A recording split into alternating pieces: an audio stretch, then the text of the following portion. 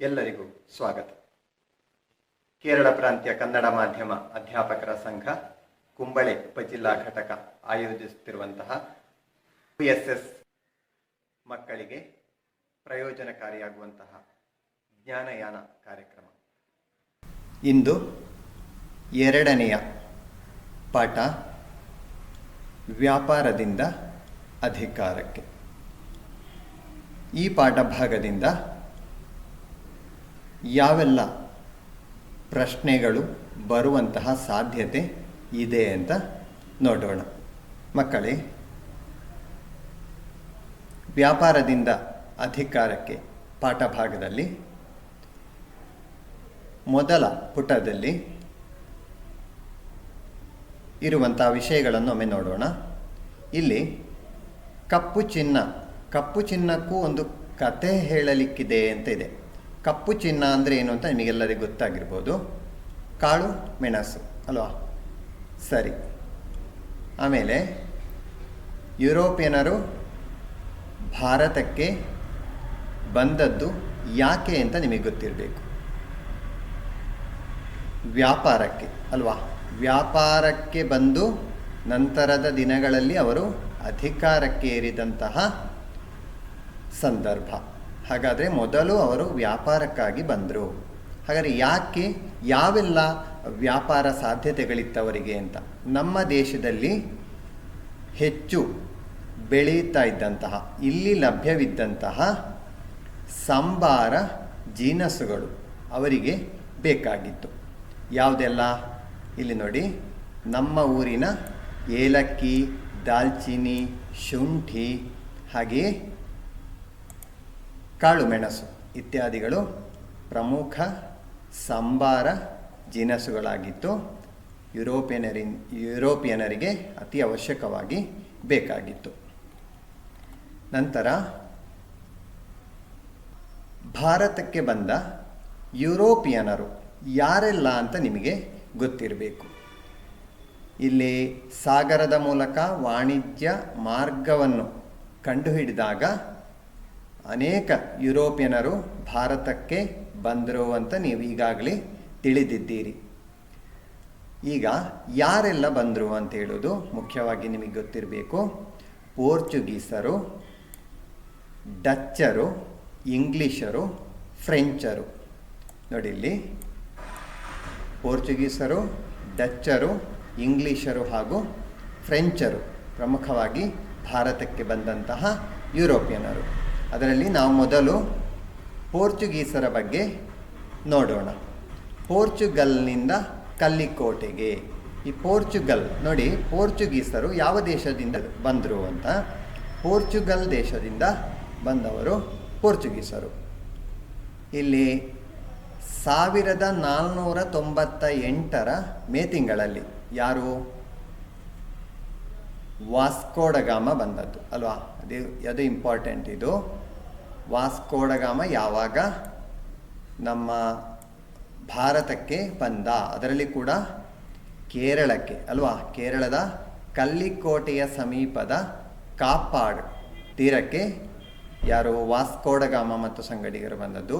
ಈ ವರ್ಷವನ್ನು ನೀವು ನೆನಪಿಟ್ಟುಕೊಳ್ಬೇಕು. 1498ರಲ್ಲಿ ಕಲ್ಲಿಕೋಟೆಗೆ ಅಂತ, ಕಲ್ಲಿಕೋಟೆಯ ಸಮೀಪದ ಕಾಪಾಡ್ ತೀರಕ್ಕೆ. ಇಲ್ಲಿ ಇನ್ನೊಂದು ಪ್ರಶ್ನೆ ಸಾಧ್ಯತೆ ಇರುವಂಥದ್ದು, ವಾಸ್ಕೋಡಗಾಮ ಕಲ್ಲಿಕೋಟೆಗೆ ಪ್ರವೇಶಿಸುವಾಗ ಅಲ್ಲಿ ಯಾವ ರಾಜ ಆಳ್ವಿಕೆ ಮಾಡ್ತಿದ್ದ ಅಂತ. ಸಾಮೂದ್ರಿ ರಾಜ. ಕಲ್ಲಿಕೋಟೆಯನ್ನು ಸಾಮೂದ್ರಿ ರಾಜ ಆಳುತ್ತಿದ್ದ ಅಂತ ಅದು ಗೊತ್ತಿರಬೇಕು ನಿಮಗೆ. ಇಲ್ಲಿ ಒಂದು ವಿಶೇಷತೆ ಏನು ಅಂತ ಹೇಳಿದರೆ, ವ್ಯಾಪಾರಕ್ಕೆ ಬೇಕಾದಂತಹ ಸೌಕರ್ಯವನ್ನು ಈ ಸಾಮೂದ್ರಿ ರಾಜ ಕೊಡಲಿಲ್ಲ. ಹಾಗಾಗಿ ನಂತರ ಎಲ್ಲಿಗೆ ಹೋದ? ಕಣ್ಣೂರಿಗೆ. ನೋಡಿ, ವಾಸ್ಕೋಡಗಾಮ ಮೊದಲು ಕಲ್ಲಿಕೋಟೆಗೆ ಪ್ರವೇಶಿಸಿದ್ರು ಕೂಡ ಅಲ್ಲಿ ಯಾವುದೇ ವ್ಯಾಪಾರ ಸೌಕರ್ಯಗಳು ಅವನಿಗೆ ಲಭ್ಯವಾಗದ ಕಾರಣ ಅವ ಕಣ್ಣೂರಿಗೆ ಹೋದ. ಹಾಗಾದರೆ ಕಲ್ಲಿಕೋಟೆಯಿಂದ ಅವ ನಂತರ ಎಲ್ಲಿ ಹೋದದ್ದು ಅಂತ ಹೇಳುವಂಥದ್ದು ನಿಮಗೆ ನೆನಪಿರಬೇಕು, ಕಣ್ಣೂರಿಗೆ. ಆಮೇಲೆ ಇಲ್ಲಿ ವಾಸ್ಕೋಡಗಾಮನ ನಂತರ ಯಾರು ಭಾರತಕ್ಕೆ ಬಂದರು? ಇಲ್ಲಿ ನೋಡಿ, ಅಲ್ಮೇಡಾ, ಅಲ್ಬುಕರ್ಕ್ ಮೊದಲಾದವರು ವಾಸ್ಕೋಡಗಾಮನ ನಂತರ ಬಂದವರು. ಆಮೇಲೆ ಇನ್ನೊಂದು ಪ್ರಶ್ನಾ ಸಾಧ್ಯತೆ ಅಂತ ಹೇಳಿದರೆ, ಪೋರ್ಚುಗೀಸರ ಪ್ರಮುಖ ವ್ಯಾಪಾರ ಕೇಂದ್ರಗಳು ಯಾವುದೆಲ್ಲ? ಗೋವಾ, ದಾಮನ್, ಹಾಗೆ ನಂತರ ಯಾವುದು ಇನ್ನೊಂದು ದಿಯು. ಗೋವಾ, ದಾಮನ್ ಮತ್ತು ದಿಯು ಎಂಬುವುಗಳು ಪೋರ್ಚುಗೀಸರ ಪ್ರಮುಖ ವ್ಯಾಪಾರ ಕೇಂದ್ರಗಳಾಗಿತ್ತು. ಇಲ್ಲಿ ಇನ್ನೊಂದು ವಿಚಾರ ಏನು ಅಂತ ಹೇಳಿದರೆ, ಪೋರ್ಚುಗೀಸರು ಭಾರತಕ್ಕೆ ಬಂದ ಪರಿಣಾಮ ಏನಾಯಿತು, ನಮ್ಮ ದೇಶದಲ್ಲಿ ಅದರ ಪ್ರಭಾವ ಹೇಗಿತ್ತು ಅಂತ ಹೇಳುವಂಥದ್ದು ಇನ್ನೊಂದು ವಿಚಾರ. ಇಲ್ಲಿ ನೋಡಿ, ತ್ರಿಶೂರ್ ಜಿಲ್ಲೆಯ ಕೋಟಪುರ ಕೋಟೆ, ಕಣ್ಣೂರಿನ ಸೈಂಟ್ ಏಂಜೆಲೋ ಕೋಟೆಗಳನ್ನು ಪೋರ್ಚುಗೀಸರು ನಿರ್ಮಿಸ್ತಾರೆ. ಹಾಗೆ ಇದನ್ನು ಪರಂಗಿಗಳು ಅಂತ ಕರೆಯುತ್ತಾರೆ. ನಮ್ಮ ಊರಿನಲ್ಲಿ ಹೇರಳವಾಗಿ ಕಂಡುಬರುವಂತಹ ಅನನಾಸು, ಪೇರಳೆ, ಪಪ್ಪಾಯಿ, ಒಣಮೆಣಸು, ಗೇರು ಬೀಜ, ಹೊಗೆ ಸೊಪ್ಪು ಎಲ್ಲ ಬೆಳೆಗಳನ್ನು ನಮಗೆ ಪರಿಚಯಿಸಿದವರೇ ಯಾರು? ಪೋರ್ಚುಗೀಸರು. ಇಲ್ಲಿ ಪರಂಗಿಗಳು ಅಂತ ಹೇಳುವಂಥದ್ದು, ಪೋರ್ಚುಗೀಸರನ್ನು ಪರಂಗಿಗಳು ಅಂತ ಹೇಳ್ತಾರೆ, ನೆನಪಿಟ್ಟುಕೊಳ್ಬೇಕು. ಪೋರ್ಚುಗೀಸರನ್ನು ಪರಂಗಿಗಳು ಅಂತ ಕರೆಯುತ್ತಿದ್ದರು. ಪ ಅಕ್ಷರದಿಂದ ಆರಂಭ ಆಗುವಂಥದ್ದು ಎರಡು ಕೂಡ ನೆನಪಿಟ್ಟುಕೊಳ್ಳಿಕ್ಕೆ ಸುಲಭ. ಪೋರ್ಚುಗೀಸರು ಪರಂಗಿಗಳು. ಇನ್ನೊಂದು ವಿಚಾರ, ಚವಿಟ್ಟು ನಾಟಕ ಎಂಬ ಕಲಾರೂಪವನ್ನು ಕೂಡ ಇವರು ನಮಗೆ ಪರಿಚಯಿಸಿದರು. ನೀವು ಈ ಚಿತ್ರದಲ್ಲಿ ಕೂಡ ಇದನ್ನು ಕಾಣಬಹುದು.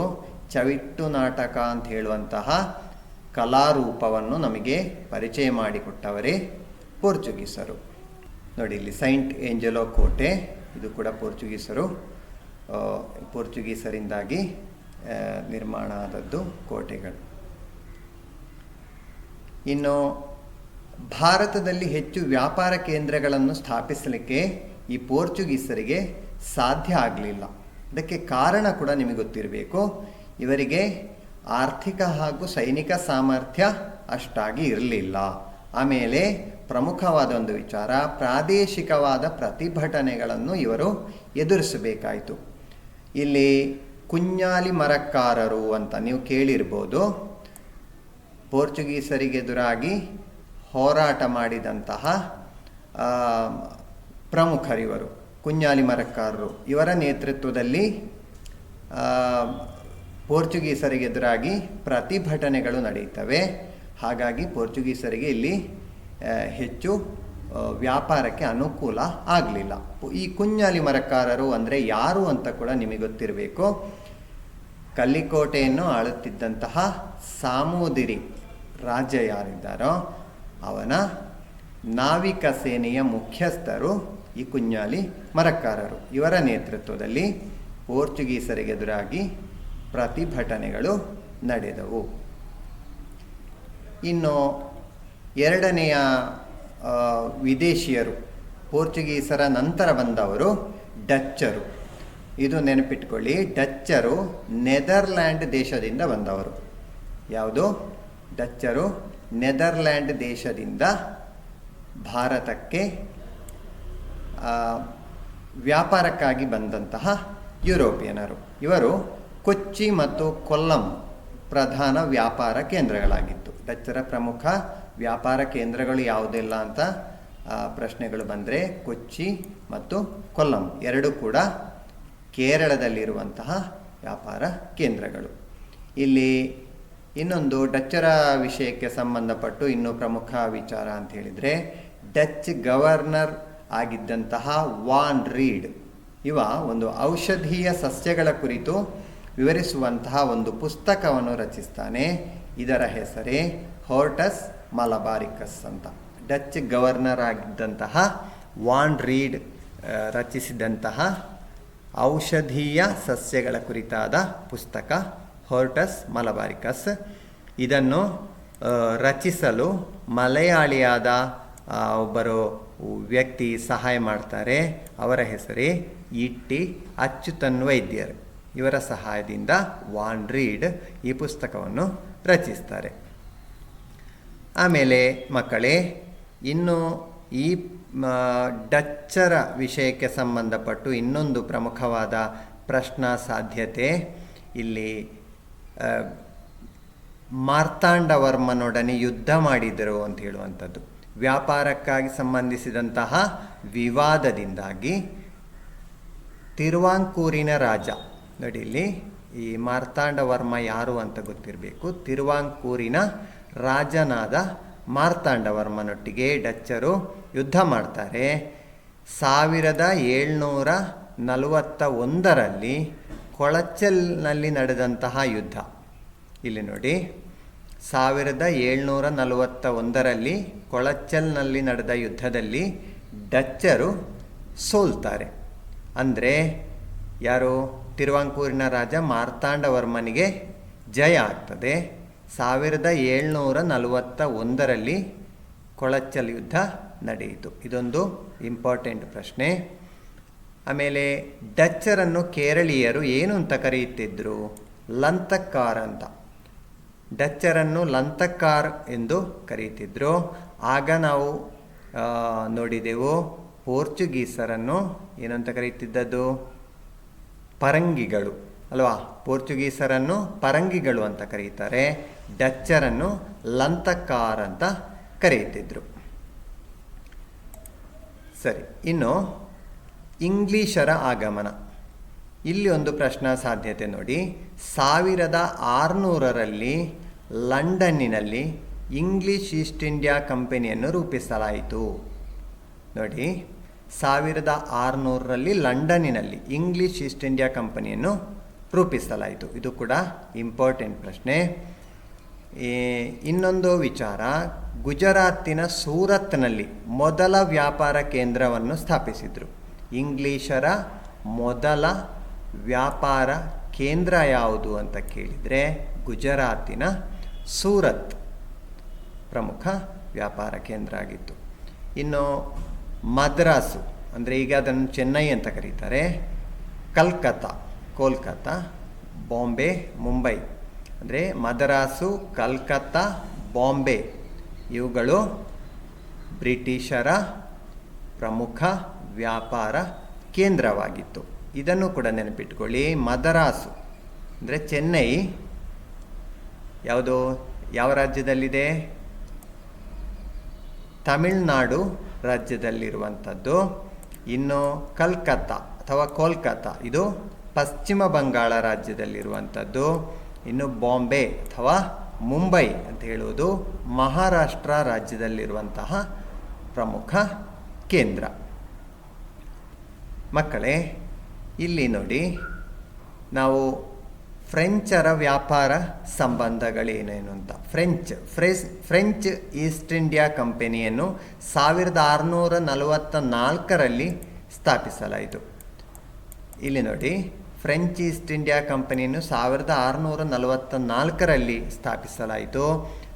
ಇಂಗ್ಲಿಷ್ ಈಸ್ಟ್ ಇಂಡಿಯಾ ಕಂಪನಿಯನ್ನು 1600ರಲ್ಲಿ ಸ್ಥಾಪಿಸಲಾಯಿತು. ಎರಡರ ವ್ಯತ್ಯಾಸವನ್ನು ಕೂಡ ಸರಿಯಾಗಿ ಗಮನಿಸಬೇಕು.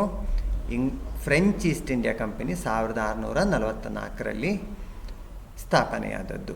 ಇದರ ನಂತರ ಇಲ್ಲಿ ಇವರ ಪ್ರಮುಖ ವ್ಯಾಪಾರ ಕೇಂದ್ರ, ಫ್ರೆಂಚರ ಪ್ರಮುಖ ವ್ಯಾಪಾರ ಕೇಂದ್ರಗಳು ಯಾವುದೆಲ್ಲ ಅಂತ. ಪಾಂಡಿಚೇರಿ, ಇದನಿಗೆ ಪುದುಚೇರಿ ಅಂತ ಕರೀತೇವೆ. ಪಾಂಡಿಚೇರಿ, ಮಾಹೆ, ಕಾರೈಕಲ್ ಇದೆಲ್ಲವೂ ಕೂಡ ಪಾಂಡಿಚೇರಿ ರಾಜ್ಯದಲ್ಲಿ ಬರುವಂಥದ್ದು. ಇವುಗಳು ಫ್ರೆಂಚರ ಪ್ರಮುಖ ವ್ಯಾಪಾರ ಕೇಂದ್ರವಾಗಿತ್ತು. ಈ ಮ್ಯಾಪ್ ನೋಡಿ, ಎಲ್ಲ ಪೋರ್ಚುಗೀಸರ ಪ್ರಮುಖ ವ್ಯಾಪಾರ ಕೇಂದ್ರಗಳು ಕೂಡ ನೀವು ಚಿತ್ರದಲ್ಲಿ ಗಮನಿಸ್ತಿದ್ದೀರಿ. ಕರಾವಳಿ ಪ್ರದೇಶವನ್ನು ಹೊಂದಿರುವಂಥದ್ದು. ಇವರ ಪ್ರಮುಖ ಉದ್ದೇಶವೇ ವ್ಯಾಪಾರ ಆದುದರಿಂದ ಇವರು ತಮ್ಮ ವ್ಯಾಪಾರ ಕೇಂದ್ರವನ್ನು ತೀರ ಪ್ರದೇಶದಲ್ಲಿಯೇ ಮಾಡ್ತಾರೆ. ಅಂದರೆ ಇವರಿಗೆ ಎಲ್ಲ ಸರಕು ಸಾಮಗ್ರಿಗಳನ್ನು ಇವರು ಸಮುದ್ರ ಮಾರ್ಗದ ಮೂಲಕವೇ ಮಾಡ್ತಿದ್ರು. ಅಂದರೆ ಹಡಗಿನ ಮೂಲಕವೇ ಇವರು ಎಲ್ಲ ವ್ಯಾಪಾರ ವಹಿವಾಟುಗಳನ್ನು ನಡೆಸುತ್ತಿದ್ದ ಕಾರಣ ಇವರು ಕರಾವಳಿ ಪ್ರದೇಶವನ್ನೇ ತಮ್ಮ ವ್ಯಾಪಾರದ ಕೇಂದ್ರವನ್ನಾಗಿ ಮಾಡಿಕೊಂಡಿದ್ದರು ಅಂತ ಹೇಳೋದು ನಿಮಗೆ ಗೊತ್ತಿರಬೇಕು. ಮಕ್ಕಳೇ, ಇಲ್ಲಿ ವ್ಯಾಪಾರದ ಆಧಿಪತ್ಯಕ್ಕಿರುವ ಸ್ಪರ್ಧೆ. ವಿದ್ಯಾರ್ಥಿಗಳೇ, ನಿಮಗೆ ಒಂದು ವಿಚಾರ ನೆನಪಿರಬೇಕು. ಎಲ್ಲ ಯುರೋಪಿಯನರು ಭಾರತಕ್ಕೆ ಬಂದು ಇಲ್ಲಿ ವ್ಯಾಪಾರ ವಹಿವಾಟುಗಳನ್ನು ನಡೆಸ್ತಾರೆ. ಕೆಲವೆಲ್ಲ ದೇಶಗಳಿಂದ ಒಟ್ಟಾಗಿ ಭಾರತದಲ್ಲಿ ವ್ಯಾಪಾರ ವಹಿವಾಟುಗಳನ್ನು ನಡೆಸುವಾಗ ಸಹಜವಾಗಿ ಅವರೊಳಗೆ ವ್ಯಾಪಾರಕ್ಕಾಗಿ ಪೈಪೋಟಿ ನಡೆಯುತ್ತದೆ, ಸಂಘರ್ಷ ಏರ್ಪಡ್ತದೆ. ಅದನ್ನು ಈ ಭಾಗದಲ್ಲಿ ನಾವು ತಿಳಿಬಹುದು. ಯುರೋಪಿನ ದೇಶಗಳು ಭಾರತದಲ್ಲಿ ವ್ಯಾಪಾರದ ಆಧಿಪತ್ಯವನ್ನು ಗಳಿಸುವುದಕ್ಕಾಗಿ ಪರಸ್ಪರ ಸ್ಪರ್ಧಿಸಿದ್ರು ಅಂತ. ಅದರಲ್ಲಿ ಮೊದಲು ಪೋರ್ಚುಗೀಸರು ಹಾಗೂ ಡಚ್ಚರು ಆರಂಭದಲ್ಲಿ ಪರಾಜಿತರಾದರು. ಪೋರ್ಚುಗೀಸರ ಆರಂಭದಲ್ಲಿ ಬಂದರು, ನಂತರ ಡಚ್ಚರು. ಇವರಿಬ್ಬರು ಕೂಡ ಆರಂಭದಲ್ಲಿ ಸೋತು ಅವರ ದೇಶಕ್ಕೆ ಹಿಂತಿರುಗಬೇಕಾಯಿತು. ಅನಂತರ ಯಾರು ಉಳಿದದ್ದು? ಇಂಗ್ಲೀಷರು ಹಾಗೂ ಫ್ರೆಂಚರು. ಫ್ರೆಂಚರು ತಮ್ಮೊಳಗೆ ಸ್ಪರ್ಧಿಸಿದರು. ಅವರೊಳಗೆ ನಡೆದಂತಹ ಯುದ್ಧಗಳನ್ನೇ ಹೇಳುವಂಥದ್ದು ಕರ್ನಾಟಕ ಯುದ್ಧ ಅಂತ. ಇಂಗ್ಲೀಷರು ಹಾಗೂ ಫ್ರೆಂಚರು ತಮ್ಮೊಳಗೆ ಸ್ಪರ್ಧಿಸಿದ್ರು, ಅದನ್ನು ಕರ್ನಾಟಕ ಯುದ್ಧ ಅಂತ ಕರೆಯುತ್ತಾರೆ. ಈ ಯುದ್ಧದಲ್ಲಿ ಯಾರು ಗೆದ್ದರು? ಫ್ರೆಂಚರು ಪರಾಜಯಗೊಂಡರು. ಅಂದರೆ ಬ್ರಿಟಿಷರು, ಅಂದರೆ ಇಂಗ್ಲೀಷರು ಇವರೆಲ್ಲರನ್ನು ಪರಾಜಯಗೊಳಿಸಿ ತಮ್ಮ ಆಧಿಪತ್ಯವನ್ನು ಸ್ಥಾಪಿಸಿದರು. ವಿದ್ಯಾರ್ಥಿಗಳೇ, ಇಲ್ಲಿ ಇಂಗ್ಲೀಷರು ಹಾಗೂ ಫ್ರೆಂಚರ ನಡುವೆ ನಡೆದಂತಹ ಯುದ್ಧ, ಇದರ ಪ್ರಮುಖ ಅವರೊಳಗೆ ನಡೆದ ಯುದ್ಧಗಳನ್ನು ಕರ್ನಾಟಕ ಯುದ್ಧ ಅಂತ ಕರೆಯುತ್ತೇವೆ ಅಂತ ನಾವೀಗಾಗಲೇ ನೋಡಿದ್ದೇವೆ. ತಮಿಳುನಾಡಿನ ಹೆಚ್ಚಿನ ಭಾಗಗಳನ್ನು ಒಳಗೊಂಡಿದ್ದಂತಹ ಕರ್ನಾಟಕದ ಪ್ರದೇಶದಲ್ಲಿ ಇವರು ಯುದ್ಧ ಮಾಡಿದ ಕಾರಣ ಇಂದು ತಮಿಳುನಾಡಲ್ಲಿದ್ದರೂ ಕೂಡ ಹಿಂದೆ ಅದು ಕರ್ನಾಟಕದ ಪ್ರದೇಶವಾಗಿತ್ತು. ಆ ಪ್ರದೇಶದಲ್ಲಿ ಇಂಗ್ಲೀಷರು ಮತ್ತು ಫ್ರೆಂಚರು ಪರಸ್ಪರ ಯುದ್ಧ ಮಾಡಿದರು. ಹಾಗಾಗಿ ಅದನ್ನು ಕರ್ನಾಟಕ ಯುದ್ಧ ಅಂತ ಕರೆಯುತ್ತಿದ್ದರು. ಗೊತ್ತಾಯ್ತಲ್ಲ? ಕರ್ನಾಟಕ ಯುದ್ಧ ಅಂತ ಯಾಕೆ ಕರೆಯುವುದು ಅಂತ ನಿಮಗೆ ಗೊತ್ತಿರಬೇಕು ಮಕ್ಕಳೇ. ಇಲ್ಲಿ ನೋಡಿ, ಇನ್ನೊಂದು ಪ್ರಶ್ನಾ ಸಾಧ್ಯತೆ ಇರುವಂಥದ್ದು, ಬಂಗಾಳದಲ್ಲಿ ಮೊದಲ ಬಾರಿಗೆ ಅಧಿಕಾರಕ್ಕೆ ಬಂತು ಅಂತ ಹೇಳಿದು. ಇಂಗ್ಲಿಷ್ ಈಸ್ಟ್ ಇಂಡಿಯಾ ಕಂಪನಿ ಮೊದಲು ಭಾರತದಲ್ಲಿ ಅಧಿಕಾರಕ್ಕೆ ಬಂದದ್ದೆಲ್ಲಿ ಅಂತ ಕೇಳಿದರೆ ಬಂಗಾಳದಲ್ಲಿ ಅಂತ ನಿಮಗೆ ಗೊತ್ತಿರಬೇಕು. ಯಾಕೆ ಬಂಗಾಳವನ್ನು ಬ್ರಿಟಿಷರು ಆಯ್ಕೆ ಮಾಡಿಕೊಂಡ್ರು ಅಂತ ಹೇಳುವುದಕ್ಕೆ ಉತ್ತರ ಇಲ್ಲಿದೆ ನೋಡಿ. ಸಮೃದ್ಧವಾದ ಕೃಷಿ ಹಾಗೂ ವ್ಯಾಪಾರ ಸೌಕರ್ಯಗಳು. ಸಮೃದ್ಧವಾದ ಕೃಷಿ ಇತ್ತು ಬಂಗಾಳದಲ್ಲಿ, ವ್ಯಾಪಾರಕ್ಕೆ ಬೇಕಾದಂತಹ ಸೌಕರ್ಯಗಳಿತ್ತು. ಹಾಗಾಗಿ ಆಡಳಿತಕ್ಕೆ ಬಂದರು. ಎಲ್ಲಿ? ಬಂಗಾಳದಲ್ಲಿ ಮೊದಲು ಆಡಳಿತಕ್ಕೆ ಬಂದರು ಇವರು. ಇನ್ನು 1757ರಲ್ಲಿ ಬಂಗಾಳದ ನವಾಬನಾಗಿದ್ದ ಸಿರಾಜುದ್ದೌಲನನ್ನು ಬ್ರಿಟಿಷರು ಪ್ಲಾಸಿ ಕದನದಲ್ಲಿ ಪರಾಜಯಗೊಳಿಸಿದರು. ನೋಡಿ, 1757ರಲ್ಲಿ ಯಾರು ಬಂಗಾಳದ ನವಾಬನಾಗಿದ್ದ ಸಿರಾಜುದ್ದೌಲನನ್ನು ಬ್ರಿಟಿಷರು ಪ್ಲಾಸಿ ಕದನದಲ್ಲಿ ಪರಾಜಯಗೊಳಿಸಿದರು. ಇನ್ನೊಂದು ಬಕ್ಸಾರ್ ಕದನ ಉಂಟು ನೋಡಿ, 1764ರಲ್ಲಿ ಬಕ್ಸಾರ್ ಕದನ ನಡೆಯಿತು. ಇದರಲ್ಲಿ ಯಾರು? ಸಿರಾಜುದ್ದೌಲಾ ಮತ್ತು ಬ್ರಿಟಿಷರ ನಡುವೆ ನಡೆದಂಥ ಯುದ್ಧ. ಇದರಲ್ಲಿ ಬಂಗಾಳವು ಕಂಪನಿಯ ವಶವಾಯಿತು, ಬ್ರಿಟಿಷರ ವಶವಾಯಿತು. ಹಾಗಾದರೆ ಇಲ್ಲಿ 2 ಪ್ರಶ್ನೆಗಳು ಬರುವಂತಹ ಸಾಧ್ಯತೆ ಇದೆ. ಪ್ಲಾಸಿ ಕದನ ಯಾವಾಗ ನಡೆದದ್ದು ಅಂತ 1757ರಲ್ಲಿ. ಇನ್ನೊಂದು ಬಕ್ಸಾರ್ ಕದನ ಯಾವಾಗ ನಡೆದದ್ದು ಅಂತ ಹೇಳಿದರೆ 1764ರಲ್ಲಿ. ಇನ್ನು ಪ್ಲಾಸಿ ಮತ್ತು ಬಕ್ಸಾರ್ ಕದನದ ಬಗ್ಗೆ ಒಂದು ಮಾಹಿತಿ ಉಂಟು ಇಲ್ಲಿ ನೋಡಿ. ಇಲ್ಲಿ ಮಿರ್ ಜಾಫರ್ ಅಂದರೆ ಯಾರು ಅಂತ ನಿಮಗೆ ಗೊತ್ತಿರಬೇಕು. ಸಿರಾಜುದ್ದೌಲನ ಸೇನಾಧಿಪತಿಯಾಗಿದ್ದಂಥ ಮಿರ್ ಜಾಫರ್ ಇವ ಬ್ರಿಟಿಷ್ ಸೇನಾಧಿಪತಿಯಾಗಿದ್ದ ರಾಬರ್ಟ್ ಕ್ಲೈವ್ನೊಂದಿಗೆ ರಹಸ್ಯವಾಗಿ ಒಪ್ಪಂದ ಮಾಡಿಕೊಂಡ. ಹಾಗಾದರೆ ಇಲ್ಲಿ ಒಂದು ಪ್ರಶ್ನೆ ಸಾಧ್ಯತೆ ಏನು ಅಂತ ಹೇಳಿದರೆ, ಬ್ರಿಟಿಷ್ ಸೇನಾಧಿಪತಿಯಾಗಿದ್ದ ರಾಬರ್ಟ್ ಕ್ಲೈವ್ನೊಂದಿಗೆ ರಹಸ್ಯವಾದ ಒಪ್ಪಂದವನ್ನು ಮಾಡಿಕೊಂಡವ ಯಾರು ಅಂತ ಕೇಳಿದರೆ ಮಿರ್ ಜಾಫರ್ ಅಂತ. ಗೊತ್ತಾಯ್ತಲ್ವಾ? ಸರಿ. ಆದರೆ ಇಲ್ಲಿ ಇನ್ನೊಂದು ಪ್ರಶ್ನೆ ಬರ್ತದೆ. ಎರಡನೇ ಶಾ ಆಲಂ ಅಂದರೆ ಇವ ಮೊಘಲ್ ಚಕ್ರವರ್ತಿ, ಶುಜಾ ಉದ್ ದೌಲಾ ಅಂದರೆ ಔದ್ನ ನವಾಬ, ಇನ್ನೊಬ್ಬ ಮಿರ್ ಕಾಸಿಮ್ ಅಂತ ಬಂಗಾಳದ ಮಾಜಿ ನವಾಬ. ಈ ಮೂವರ ಸಂಯುಕ್ತ ಸೈನ್ಯವನ್ನು ಬ್ರಿಟಿಷರು ಪರಾಜಯಗೊಳಿಸ್ತಾರೆ. ಅಂದರೆ ಇವರು ಮೂವರ ಸಂಯುಕ್ತ ಸೈನ್ಯವನ್ನು ಬ್ರಿಟಿಷರು ಸೋಲಿಸ್ತಾರೆ. ಯಾವುದರಲ್ಲಿ? ಬಕ್ಸಾರ್ ಕದನದಲ್ಲಿ ಬ್ರಿಟಿಷರ ಕೈ ಮೇಲಾಗ್ತದೆ ಅಂತ. ಸರಿ, ಇಲ್ಲಿ ನಂತರದ ಭಾಗದಲ್ಲಿ ವ್ಯಾಪಿಸಿದ ಆಧಿಪತ್ಯ ಅಂತ. ಇದರಲ್ಲಿ ಮೈಸೂರಿನ ಬಗ್ಗೆ ನಿಮಗೆ ಗೊತ್ತಿರಬೇಕು. ಮೈಸೂರು ಬ್ರಿಟಿಷ್ ಅಧಿಪತ್ಯದಲ್ಲಿದ್ದ ಮತ್ತೊಂದು ಪ್ರದೇಶ. ಇಲ್ಲಿ ಯಾರು ಆಳ್ವಿಕೆ ಮಾಡಿಕೊಂಡಿದ್ದದ್ದು ಅಂತ. ಮೈಸೂರು ದಕ್ಷಿಣ ಭಾರತದ ಪ್ರಧಾನ ದೇಶೀಯ ರಾಜ್ಯ. ದಕ್ಷಿಣ ಭಾರತದಲ್ಲಿ ಪ್ರಧಾನವಾದ ದೇಶೀಯ ರಾಜ್ಯ ಯಾವುದು ಅಂತ ಕೇಳಿದರೆ ನಿಮಗೆ ಮೈಸೂರು ಪ್ರಾಂತ್ಯ ಅಂತ ಗೊತ್ತಿರಬೇಕು. ಆಮೇಲೆ ಇಲ್ಲಿಯ ಪ್ರಮುಖ ಪ್ರಬಲ ಶಕ್ತಿಯಾಗಿದ್ದವರು ಹೈದರಾಲಿ ಮತ್ತು ಟಿಪ್ಪು ಸುಲ್ತಾನ್. ಇವರು ಮೈಸೂರಿನ ಅಲ್ಲಿ ಆಳ್ವಿಕೆ ಮಾಡಿಕೊಂಡಿದ್ದರು, ಹೈದರಾಲಿ ಮತ್ತು ಟಿಪ್ಪು ಸುಲ್ತಾನ್. ಮಲಬಾರಿನಲ್ಲಿ ಬ್ರಿಟಿಷರ ವ್ಯಾಪಾರಕ್ಕೆ ಅಡ್ಡಿಯಾಯಿತು ಅಂತ ಒಂದು ವಿಚಾರ ಉಂಟು. ಯಾರಿಂದ? ಈ ಹೈದರಾಲಿ ಮತ್ತು ಟಿಪ್ಪು ಸುಲ್ತಾನರ ಆಳ್ವಿಕೆಯಿಂದಾಗಿ ಮಲಬಾರ್ ಪ್ರದೇಶದಲ್ಲಿ ಬ್ರಿಟಿಷರಿಗೆ ವ್ಯಾಪಾರಕ್ಕೆ ತೊಂದರೆಯಾಯಿತು. ಸಹಜವಾಗಿ ಅವರಿಗೆ ತೊಂದರೆ ಆಗುವಾಗ ಏನು ಮಾಡ್ತಾರೆ ಅವರು? ಮೈಸೂರು ಪ್ರಾಂತ್ಯದ ವಿರುದ್ಧ ಹೋರಾಟ ಮಾಡ್ತಾರೆ ಅಲ್ವಾ? ಹಾಗಾದರೆ ಫ್ರೆಂಚರೊಂದಿಗೆ ಟಿಪ್ಪು ಸುಲ್ತಾನನಿಗಿದ್ದ ಸ್ನೇಹ ಕೂಡ ಮೈಸೂರನ್ನು ಬ್ರಿಟಿಷರು ವಶಪಡಿಸಿಕೊಳ್ಳಲು ಪ್ರೇರೇಪಿಸಿತು. ಫ್ರೆಂಚರೊಂದಿಗೆ ಟಿಪ್ಪು ಸುಲ್ತಾನನಿಗೆ ಆತ್ಮೀಯತೆ ಇತ್ತು. ಹಾಗಾಗಿ ಇದು ಕೂಡ ಬ್ರಿಟಿಷರನ್ನು ಕೆರಳಿಸಿತು ಅಂತ. ಟಿಪ್ಪು ಸುಲ್ತಾನನಿಗೆದುರಾಗಿ ಹೋರಾಡಲಿಕ್ಕೆ ಅವರಿಗೆ ಪ್ರೇರೇಪಣೆ ಕೊಟ್ಟಿತು. ಇಲ್ಲಿ ಬ್ರಿಟಿಷರಿಗೆದುರಾಗಿ ಧೈರ್ಯದಿಂದ ಹೋರಾಡಿದಂತಹ ಟಿಪ್ಪು ಸುಲ್ತಾನ್ 4ನೇ ಮೈಸೂರು ಯುದ್ಧದಲ್ಲಿ ಮರಣ ಹೊಂದುತ್ತಾನೆ. 1ನೇ ಆಂಗ್ಲೋ ಮೈಸೂರು ಯುದ್ಧ, 2ನೇ ಆಂಗ್ಲೋ ಮೈಸೂರು ಯುದ್ಧ ಆಗ್ತದೆ, 3ನೇ ಆಂಗ್ಲೋ ಮೈಸೂರು ಯುದ್ಧ ಆಗ್ತದೆ.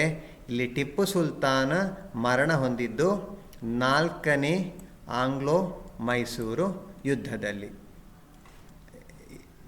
ಈ ಯುದ್ಧ ಆದ ನಂತರ, ಅಂದರೆ ಯಾವುದು? 4ನೇ ಮೈಸೂರು ಯುದ್ಧದಲ್ಲಿ ಟಿಪ್ಪು ಸುಲ್ತಾನ್ ಮರಣ ಹೊಂದಿದ ನಂತರ ಮಲಬಾರ್ ಪ್ರದೇಶ, ಕೊಡಗು ಇದೆಲ್ಲವೂ ಕೂಡ ಬ್ರಿಟಿಷರ ಆಳ್ವಿಕೆಗೆ ಒಳಪಡ್ತದೆ. ಟಿಪ್ಪು ಸುಲ್ತಾನ ಮರಣದ ನಂತರ ಮಲಬಾರ್ ಮತ್ತು ಕೊಡಗು ಬ್ರಿಟಿಷರಿಗೆ ಸೇರ್ತದೆ. ಇಲ್ಲಿ ಶ್ರೀರಂಗಪಟ್ಟಣ ಒಪ್ಪಂದದ ಬಗ್ಗೆ ಒಂದು ವಿಚಾರ ಇದೆ. ಮೈಸೂರಿನಲ್ಲಿ ಆಧಿಪತ್ಯ ಸ್ಥಾಪಿಸಲು ಬ್ರಿಟಿಷರು 4 ಯುದ್ಧಗಳನ್ನು ಮಾಡಬೇಕಾಯಿತು. 3ನೇ ಮೈಸೂರು ಯುದ್ಧ ನಂತರ ಟಿಪ್ಪು ಸುಲ್ತಾನನೊಂದಿಗೆ ಶ್ರೀರಂಗಪಟ್ಟಣದಲ್ಲಿ ನಡೆದ ಒಪ್ಪಂದದ ಅನುಸಾರ ಮಲಬಾರು ಪ್ರದೇಶ ಬ್ರಿಟಿಷರಿಗೆ ಲಭಿಸಿತು. ಇದು 3ನೇ ಆಂಗ್ಲೋ ಮೈಸೂರು ಯುದ್ಧ ನಂತರ ಟಿಪ್ಪು ಸುಲ್ತಾನ್ನೊಟ್ಟಿಗೆ ಶ್ರೀರಂಗಪಟ್ಟಣ ಒಪ್ಪಂದ ಮಾಡಿದ್ದು. ಅದರಲ್ಲಿ ಮಲಬಾರ್ ಪ್ರದೇಶ ಬ್ರಿಟಿಷರಿಗೆ ಸೇರ್ತದೆ. 4ನೇ ಮೈಸೂರು ಯುದ್ಧದಲ್ಲಿ ಟಿಪ್ಪು ಸುಲ್ತಾನ್ ಮರಣ ಹೊಂದುತ್ತಾನೆ. ಅದರ ನಂತರ ಮಲಬಾರ್ ಮತ್ತು ಕೊಡಗು ಪ್ರದೇಶಗಳು ಪೂರ್ಣವಾಗಿ ಬ್ರಿಟಿಷರಿಗೆ ಸೇರ್ತದೆ. ಮಕ್ಕಳೇ, ಮೈಸೂರು ಯುದ್ಧ ನಂತರ ಮೈಸೂರು ಪ್ರಾಂತ್ಯ ಬ್ರಿಟಿಷರ ವಶವಾಯಿತು. ಮೈಸೂರನ್ನು ವಶಪಡಿಸಿಕೊಂಡ ನಂತರ ಬ್ರಿಟಿಷರ ಗುರಿ ಯಾವುದನ್ನು ವಶಪಡಿಸುವುದಾಗಿತ್ತು? ಮರಾಠ ಪ್ರದೇಶವನ್ನು ವಶಪಡಿಸಿಕೊಳ್ಳುವುದಾಗಿತ್ತು. ಮರಾಠರು ಬ್ರಿಟಿಷರ ಹತ್ತಿ ವ್ಯಾಪಾರಕ್ಕೆ ಅಡ್ಡಿಯನ್ನುಂಟು ಮಾಡಿದರು. ಹಾಗಾಗಿ ಮರಾಠ ಪ್ರದೇಶವನ್ನು ವಶಪಡಿಸಿಕೊಳ್ಳುವಂಥದ್ದು ಬ್ರಿಟಿಷರಿಗೆ ಅತಿ ಅಗತ್ಯವಾಗಿ ಬೇಕಾಗಿತ್ತು. ಇಲ್ಲಿ ಸಿಂಧ್, ಪಂಜಾಬ್, ಔಧ್ ಈ ಎಲ್ಲ ರಾಜ್ಯಗಳನ್ನು ಅವರು ವಶಪಡಿಸಿಕೊಳ್ತಾರೆ. ಮಕ್ಕಳೇ, ಇಲ್ಲಿಯವರೆಗೆ ನಾವು ಸೈನಿಕ ಬಲವನ್ನು ಉಪಯೋಗಿಸಿ ಹೇಗೆ ನಮ್ಮ ಭಾರತದಲ್ಲಿರುವಂತಹ ಅನೇಕ ಸಣ್ಣ ಪುಟ್ಟ ರಾಜ್ಯಗಳನ್ನು ಬ್ರಿಟಿಷರು ವಶಪಡಿಸಿಕೊಂಡರು ಅಂತ ಹೇಳೋದು ಇಲ್ಲಿಯವರೆಗೆ ನಾವು ನೋಡಿದ್ದು. ಹಾಗಾದರೆ ಬ್ರಿಟಿಷರು ಕೇವಲ ಸೈನಿಕ ಬಲವನ್ನು ಉಪಯೋಗಿಸಿ ಮಾತ್ರ ರಾಜ್ಯವನ್ನು ವಶಪಡಿಸಿಕೊಂಡದ್ದಲ್ಲ. ಇತರ ಕೆಲವು ತಂತ್ರಗಾರಿಕೆಯನ್ನು ಕೂಡ ಬ್ರಿಟಿಷರು ಮಾಡಿದರು.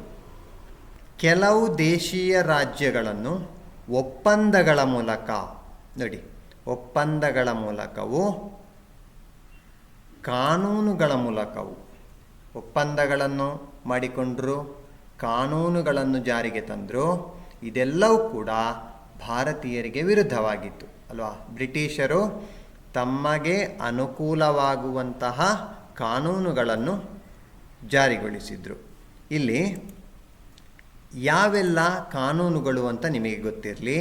ವೆಲ್ಲೆಸ್ಲಿ ಪ್ರಭು ಜಾರಿಗೆ ತಂದಂತಹ ಯಾವುದು ಸೈನ್ಯ ಸಹಾಯ ವ್ಯವಸ್ಥೆ. ವೆಲ್ಲೆಸ್ಲಿ ಪ್ರಭು, ಮಕ್ಕಳೇ ನೆನಪಿಟ್ಕೊಳ್ಳಿ, ವೆಲ್ಲೆಸ್ಲಿ ಪ್ರಭು ಜಾರಿಗೆ ತಂದಂತಹ ಸೈನ್ಯ ಸಹಾಯ ವ್ಯವಸ್ಥೆ ಇದೊಂದು ಕಾನೂನು. ಇನ್ನೊಂದು ಕಾನೂನು ಡಾಲ್ ಹೌಸಿ ಪ್ರಭು ಜಾರಿಗೊಳಿಸಿದಂತಹ ದತ್ತು ಮಕ್ಕಳಿಗೆ ಹಕ್ಕಿಲ್ಲ ಎಂಬ ನಿಯಮ. ಸೈನ್ಯ ಸಹಾಯ ವ್ಯವಸ್ಥೆ ಮತ್ತು ದತ್ತು ಮಕ್ಕಳಿಗೆ ಹಕ್ಕಿಲ್ಲ ಎಂಬ ನಿಯಮಗಳನ್ನು ಜಾರಿಗೊಳಿಸ್ತಾರೆ. ಈ ಮೂಲಕ ಅನೇಕ ದೇಶೀಯ ರಾಜ್ಯಗಳು ಬ್ರಿಟಿಷರ ಪಾಲಾಯಿತು. ನೋಡಿ, ಇಲ್ಲಿ ಸೈನ್ಯ ಸಹಾಯ ವ್ಯವಸ್ಥೆಗೆ ಹೈದರಾಬಾದ್, ತಂಜಾವೂರು, ಇಂದೋರ್ ಎಲ್ಲ ರಾಜ್ಯಗಳು ಸಹಿ ಹಾಕಬೇಕಾಯಿತು, ಬ್ರಿಟಿಷರ ಕೈ ಕೆಳಗೆ ಇರಬೇಕಾಯಿತು. ಇಲ್ಲಿ ದತ್ತು ಮಕ್ಕಳಿಗೆ ಹಕ್ಕಿಲ್ಲ ಎಂಬ ನಿಯಮದ ಮೂಲಕ ಸಂಬಾಲ್ಪುರ್, ಸತಾರ, ಉದಯಪುರ್, ಝಾನ್ಸಿ, ನಾಗಪುರ ಈ ಎಲ್ಲ ದೇಶೀಯ ರಾಜ್ಯಗಳನ್ನು ಬ್ರಿಟಿಷರು ವಶಪಡಿಸಿಕೊಂಡರು. ಮಕ್ಕಳೇ, ನೀವು ಕಂಪೆನಿ ಅಧಿಕಾರಕ್ಕೆ ಅಂತ ಹೇಳುವ ಈ ಚಿತ್ರವನ್ನು ನೋಡಿ, ಸಂಪೂರ್ಣವಾದ ಮಾಹಿತಿ ಇದೆ. ಕಂಪೆನಿ ಅಂದರೆ ಬ್ರಿಟಿಷರು ಹೇಗೆ ಭಾರತದಲ್ಲಿ ಅಧಿಕಾರಕ್ಕೆ ಬಂದರು ಅಂತ ಹೇಳುವುದರ ಸಂಕ್ಷಿಪ್ತವಾದ ರೂಪವನ್ನು ಇಲ್ಲಿ ಕೊಟ್ಟಿದ್ದಾರೆ. ಪರೀಕ್ಷೆಗೆ ತಯಾರಾಗುವಂತಹ ನೀವು ಇದನ್ನು ಅತಿ ಮುಖ್ಯವಾಗಿ ನೋಡಲೇಬೇಕು. ಕಂಪೆನಿ ಅಧಿಕಾರಕ್ಕೆ ನೋಡಿ, ಎರಡು ರೀತಿಯಲ್ಲಿ ಕಂಪೆನಿ ಅಧಿಕಾರಕ್ಕೆ ಬಂತು, ಯುದ್ಧಗಳ ಮೂಲಕ ಹಾಗೂ ಕಾನೂನಿನ ಮೂಲಕ. ಯುದ್ಧಗಳ ಮೂಲಕ ಪ್ಲಾಸಿ ಕದನ, ಬಕ್ಸಾರ್ ಕದನ. ಇನ್ನೊಂದು ಈ ಪ್ಲಾಸಿ ಮತ್ತು ಬಕ್ಸಾರ್ ಕದನದ ಮೂಲಕ ಬಂಗಾಳವನ್ನು ವಶಪಡಿಸಿಕೊಂಡರು. ಮೈಸೂರು ಯುದ್ಧಗಳ ಮೂಲಕ ಮಲಬಾರ್ ಮತ್ತು ಕೊಡಗು ಪ್ರದೇಶವನ್ನು ವಶಪಡಿಸಿಕೊಂಡರು. ಮರಾಠ ಯುದ್ಧಗಳ ಮೂಲಕ ಮರಾಠ ಪ್ರದೇಶ ಬ್ರಿಟಿಷರ ವಶ ಆಯಿತು. ಇನ್ನು ಕಾನೂನಿನ ಮೂಲಕ ಸೈನ್ಯ ಸಹಾಯ ವ್ಯವಸ್ಥೆಯನ್ನು ಜಾರಿಗೊಳಿಸ್ತಾರೆ. ಇದರ ಮೂಲಕ ಹೈದರಾಬಾದ್, ತಂಜಾವೂರು ಮತ್ತು ಇಂದೋರ್ ಬ್ರಿಟಿಷರ ಪಾಲಾಗ್ತದೆ. ಇನ್ನು ದತ್ತು ಮಕ್ಕಳಿಗೆ ಹಕ್ಕಿಲ್ಲ ಎಂಬ ನಿಯಮವನ್ನು ಜಾರಿಗೆ ತಂದು ಆ ಮೂಲಕ ಝಾನ್ಸಿ, ಸತಾರ, ನಾಗಪುರ ಈ ಪ್ರದೇಶಗಳನ್ನು ಬ್ರಿಟಿಷರು ತಮ್ಮ ವಶ ಮಾಡಿಕೊಳ್ತಾರೆ. ಒಟ್ಟಾಗಿ ವಶಪಡಿಸಿದೆಲ್ಲ ಪ್ರದೇಶಗಳಲ್ಲಿ ಕೂಡ ಏಕೀಕೃತವಾದ ಆಡಳಿತ ವ್ಯವಸ್ಥೆಯನ್ನು ಜಾರಿಗೊಳಿಸ್ತಾರೆ ಅಂತ ಹೇಳಿದು ನಮಗೆ ಈ ಚಿತ್ರಣದಿಂದ ಸ್ಪಷ್ಟವಾಗಿ ಗೊತ್ತಾಗ್ತಿದೆ. ವಿದ್ಯಾರ್ಥಿಗಳೇ, ಇಲ್ಲಿಯವರೆಗೆ ನಾವು 2ನೇ ಪಾಠಭಾಗದಿಂದ USS ಪರೀಕ್ಷೆಗೆ ಬರಲು ಸಾಧ್ಯತೆ ಇರುವಂತಹ ವಿಷಯಗಳನ್ನು ವಿವರವಾಗಿ ನೋಡಿದೆವು. ಎಲ್ಲರೂ ಕೂಡ ಪಾಠಭಾಗವನ್ನು ಚೆನ್ನಾಗಿ ಓದಿ ಪರೀಕ್ಷೆಗೆ ತಯಾರಾಗಿ. ಮುಂದಿನ ಪಾಠಭಾಗದಲ್ಲಿ ಮತ್ತೆ ಭೇಟಿಯಾಗೋಣ. ವಂದನೆಗಳು.